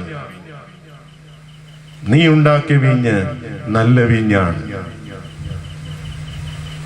ആദ്യം നല്ലത് കൊടുക്കും, പിന്നെ മോശമായത് കൊടുക്കും. ഇപ്പോഴത്തെ കള്ളുകുടിയന്മാരുടെ ഭാഷയിൽ പറഞ്ഞ് അടിച്ച് ഫിറ്റായി കഴിയുമ്പോ മോശമായത് കൊടുക്കും. അറിയത്തില്ല, ബോധമില്ലാതായിട്ടാ. പക്ഷെ യേശു അവസാനം വരെ കൊടുത്തത് നല്ല വീഞ്ഞാണ്. ആ നല്ല വീഞ്ഞെന്ന് പറഞ്ഞാൽ ജീവിതത്തിന്റെ അന്ത്യം വരെയും സന്തോഷത്തെ നിലനിർത്തുന്ന വീഞ്ഞാണ്. ഒരു ട്രെയിൻ യാത്രയിൽ ഓപ്പോസിറ്റ് ബർത്തില് കപ്പിൾസ് ഇരിക്കുക, രണ്ട് ജോഡിയുണ്ട്. ഒരു ജോഡി എന്ന് പറയുന്നത് വിവാഹം കഴിഞ്ഞ് ഒരു 40 വർഷം കഴിഞ്ഞവരും, അടുത്തത് എന്ന് പറഞ്ഞത് കല്യാണം കഴിഞ്ഞിട്ട് 4 മാസം പോലും ആയിട്ടില്ല. അപ്പോ ഈ കല്യാണം കഴിഞ്ഞ് 4 മാസം പോലും ആകാത്ത യുവമിഥുനങ്ങൾ അവര് ഇങ്ങനെ അവരുടേതായ ലോകത്തിൽ, അവരുടേതായ ലീലാവിലാസങ്ങളിൽ അവൻ അവളുടെ മടിയിൽ തലവെച്ച് കിടക്കുകയാണ്. അവൾ ഇങ്ങനെ മുടിയിഴകളിലൂടെ വിരലുകൾ ഓടിക്കുകയാണ്, സന്തോഷിക്കുകയാണ്, തമാശകൾ പറയുകയാണ്. അങ്ങനെ ആനന്ദത്തിൽ ആറാടി അവർ യാത്ര ചെയ്യുകയാണ്. കല്യാണം കഴിഞ്ഞതേ ഉള്ളൂ. കല്യാണം കഴിഞ്ഞ് 40 വർഷം കഴിഞ്ഞ് 45 വർഷം കഴിഞ്ഞതായ ഏതാണ്ട് പ്രായമായ ഒരു ജോഡി. അപ്പോ അവരുടെ അടുത്ത് ചെന്ന്, അമ്മച്ചി അവിടെ ഇരിപ്പുണ്ട്, അമ്മച്ചിയോട് ചെന്ന ഒരാള് പറഞ്ഞു, നോക്ക് എത്ര സുന്ദരമാണ് അവരുടെ ജീവിതം, എത്ര സന്തോഷകരമായിരിക്കുന്നു. ഉടനെ അമ്മച്ചി ചോദിച്ചയാളിനോട് പറഞ്ഞു, എടാ കൊച്ചനെ, ഞങ്ങളും കെട്ടിയപ്പോഴിങ്ങനൊക്കെ തന്നെ ആയിരുന്നു. ഇപ്പൊ ദാ കിടക്കുന്നു മോളിൽ. നോക്കിയപ്പോ വല്യപ്പൻ അപ്പർ ബർത്തിൽ കൂർക്കം വലിച്ചുറങ്ങുകയാണ്. ഇപ്പൊ ദാ കിടക്കുന്നു. ജീവിതത്തിന്റെ അന്ത്യം വരെയും ദാ കിടക്കുന്നു എന്ന് പറയാതെ സന്തോഷത്തിന്റെ അനുഭവം നഷ്ടമായി പോകാത്ത, സ്നേഹത്തിന്റെ അനുഭവം നഷ്ടമായി പോകാത്ത വീഞ്ഞ് യേശു തന്ന വീഞ്ഞാണ്. അവിടെ നല്ല വീഞ്ഞ് ഇതുവരെയും വിളമ്പി, അവസാനം വരെയും നല്ലത് മാത്രമാണ് അവരുടെ ജീവിതത്തിലുള്ളത്. അവസാനം വരെയും സന്തോഷം മാത്രമാണ്. കല്യാണമൊക്കെ കഴിയുമ്പോഴേ ഇങ്ങനെ ട്രെയിനിലൊക്കെ പോകും. ഇച്ചിരി കഴിയുമ്പോ ബസ്സിലൊക്കെ പോവാന്നേ തട്ടിയും മുട്ടിയും തൊട്ടിയും ഉരുമിയും ഒക്കെയാണ് ഇങ്ങനെ പോകുന്നത്. രണ്ടുപേരും അടുത്തടുത്തൊക്കെ ഇരിക്കും. ഇച്ചിരി അങ്ങോട്ട് കഴിയുമ്പം നീ മുന്നേ ഇരുന്നോടെ, ഞാൻ പുറകെ ഇരുന്നോളാം എന്ന് പറയും. കുറച്ചുകൂടെ കഴിയുമ്പം പറയും, നീ ആദ്യത്തെ വണ്ടിയിൽ പോക്കോ, ഞാൻ അടുത്ത വണ്ടിയിലങ്ങ് വന്നേക്കാം എന്ന് പറയും. ജീവിതത്തിന്റെ അന്ത്യം വരെയും സ്നേഹത്തിന് ഒരു കുറവും വരാതെ നമ്മളെ സംരക്ഷിക്കുന്ന വീഞ്ഞാണ് യേശുവിന്റെ വീഞ്ഞ്. ഈ സന്തോഷത്തിന്റെ അനുഭവം ജീവിതാന്ത്യം വരെയും നഷ്ടമായി പോകാതെ കാത്തു പരിപാലിക്കുന്ന വീഞ്ഞാണ് യേശുവിന്റെ വീഞ്ഞ്. യേശു ഉണ്ടാക്കിയത് പഴയ വീഞ്ഞല്ല, സന്തോഷ ഭവനത്തെ വിലാപഭവനങ്ങളാക്കുന്ന ആധുനിക മദ്യമല്ല, സന്തോഷം അസ്തമിച്ചു പോകാത്ത ശ്രേഷ്ഠമായ സന്തോഷത്തിന്റെ അനുഭവങ്ങൾ പ്രദാനം ചെയ്യുന്ന വീഞ്ഞാണ്. അപ്പനും അമ്മയും മക്കളും ചേർന്ന് സന്തോഷിക്കുന്ന വീഞ്ഞാണ്. കുടുംബജീവിതത്തെ, സന്തോഷത്തിന്റെ ഭവനങ്ങളെ വിലാപത്തിന്റെ ഭവനങ്ങളാക്കി മാറ്റുന്നില്ല. പ്രിയപ്പെട്ടവരെ, ഞാനൊരു വാക്കുകൾ ഇവിടെ ഉപസംഹരിക്കുകയാണ്. യേശു തമ്പുരാൻ നമ്മുടെ കുടുംബജീവിതങ്ങളെ നയിക്കട്ടെ, അനുഗ്രഹിക്കട്ടെ. നമ്മുടെ ജീവിതത്തിന്റെ പ്രതിസന്ധിയിൽ കർത്താവ് ഇടപെടട്ടെ. സമ്പൂർണതയുടെ അനുഭവത്തിൽ ദൈവത്തെ ആരാധിക്കുവാനും സ്തുതിക്കുവാനും സർവശക്തനായ ദൈവം നമ്മളെ ഇടയാക്കട്ടെ. ഒരു നിമിഷം കണ്ണുകൾ അടയ്ക്കാം. ഇന്ന് കേട്ടതായ വചനം ദൈവത്തിന്റെ സന്നിധിയിൽ നമുക്ക് ഓർക്കാം. കാരുണ്യവാനായ തമ്പുരാനെ, അവിടുന്ന് ഞങ്ങളോട് സംസാരിച്ച കൃപകൾക്കായിട്ട് ഞങ്ങൾ അങ്ങേ സ്തുതിക്കുന്നു. ജീവിതത്തിൽ വിഞ്ഞു തീർന്നു പോകുന്ന ദുരന്തങ്ങൾ മനുഷ്യനെ കാത്തിരിക്കുമ്പോൾ അവിടെ യേശുവിന്റെ ഇടപെടൽ ഉണ്ടാകുവാൻ കർത്താവേ, അവിടുന്ന് ഞങ്ങളുടെ ജീവിതത്തിലേക്ക് കടന്നു വരണമേ. ഞങ്ങളുടെ എല്ലാ ജീവിത അനുഭവങ്ങളിലും യേശുവിന്റെ സാന്നിധ്യം ഉണ്ടാകണം. സന്തോഷത്തിൻ്റെതായാലും സന്താപത്തിൻ്റെതായാലും ഞങ്ങളുടെ ആരാധനയും പ്രാർത്ഥനയും നോമ്പുമെല്ലാം നിറകുടമായി തീരുവാൻ ഞങ്ങളെ ഇടയാക്കണം. അവിടുത്തെ എല്ലാ നന്മകളും അനുഗ്രഹങ്ങളും ഞങ്ങൾക്ക് നൽകണം. ജീവിതത്തിന്റെ അന്ത്യം വരെയും ഭാര്യാഭർത്താക്കൾ സന്തോഷം ചോർന്നു പോകാത്ത അനുഭവത്തിലാകുവാൻ കർത്താവിന്റെ സന്തോഷത്തിന്റെ വീഞ്ഞ് ഞങ്ങളെ കുടിപ്പിക്കണം. കർത്താവേ, കനായിൽ വെള്ളത്തെ മേൽത്തരമായി വീഞ്ഞായി അവിടുന്ന് രൂപാന്തരപ്പെടുത്തി. കൽവറിയിൽ വീഞ്ഞിനെ അവിടുന്ന് രക്തമാക്കി മാറ്റി. വിശുദ്ധ കുർബാനയുടെ അനുഭവത്തിലൂടെ ആ തിരുരക്തത്തെ ഞങ്ങൾക്ക് പ്രദാനം ചെയ്ത് ജീവിതത്തിന്റെ അന്ത്യം വരെയും സന്തോഷത്തെയും ദൈവികമായ അനുഗ്രഹങ്ങളെയും ഞങ്ങളുടെ ജീവിതത്തിൽ നിലനിർത്തുവാൻ കർത്താവെ ഇടയാക്കണമേ. പിതാവിന്റെയും പുത്രന്റെയും പരിശുദ്ധാത്മാവിന്റെയും നാമത്തിൽ തന്നെ.